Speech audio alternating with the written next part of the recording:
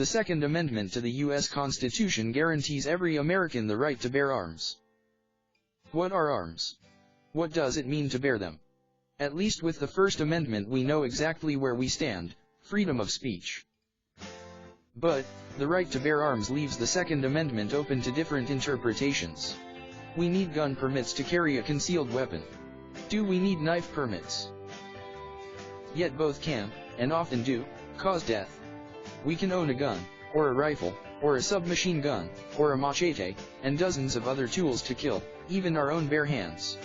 So, gun control is a debate in our country that makes no sense unless you broaden the ban or acceptance to include all instruments of death. America has the highest crime rate in the world. Every day 30 people in the United States are murdered by a gunshot. However, there are more than 25,000 murders each year in the United States. In other industrialized countries, Germany has 381 each year, France 255, Great Britain 68, Australia 65, and Japan 39. Based on population to make it a fair assessment, it turns out to be guns in America murder 1 out of 25,916 people every year. Gun expert Robert J. Spitzer, political science professor at SUNY Cortland and author of the book The Politics of Gun Control, points to America's mixed ethnicity. Our diverse cultural background, composed of many different ethnic, religious, social, and other groups, leads to intergroup rivalries, suspicion, hatred, fear, and sometimes violence, Professor Spitzer said. Which brings us back to the thesis that America does not need a gun control law, it needs a crime control law. The number one concern in America today is safety: safety from terrorists, safety from drugs and violent drug dealers, safety from gangs, and safety from those whose evil ways affect our lives and our children's lives every day. Our police departments are as overwhelmed by the size of the enemy as are our troops in Iraq. Without safety, we are prisoners of our own society. Safety and security are more important than any other issue, for, without it, we cease to live. We must first feel safe, and be safe, before we can think about curing our other ills. With 14,000 of the homicides each year being committed without guns, 11,000 with, we must look at the bigger picture.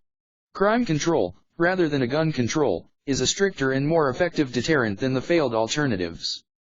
It would reduce crime and get these criminals off America's streets once and for all, saving the American taxpayer substantially in law enforcement, money that will instead be used to build and staff these new prisons. Our safety is what we have to take care of, what we must take care of, before we do anything else. We owe it to our children. We teach our children safety first.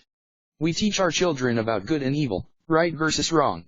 What must our children be thinking when they see murder after murder on the news, and walking the streets with the fear of a drive-by shooting, or of being abducted? This is why we need a stricter crime bill. This is why we have no other choice, take back our country from these criminals. Yes, Americans should be able to have handguns in their home for protection, as long as it is responsibly locked up and away from children. However, these are still weapons of destruction and they must be registered with personal background checks.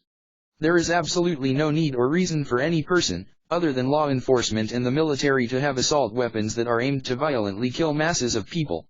We must compromise through common sense. All it takes is the determination, the moral strength of our elected representatives, to enact tougher laws, so we can finally take back our country and make it a safe haven once again for every American man, woman, and child. Visit tinmural.com/cc loophole and get your concealed carry permit.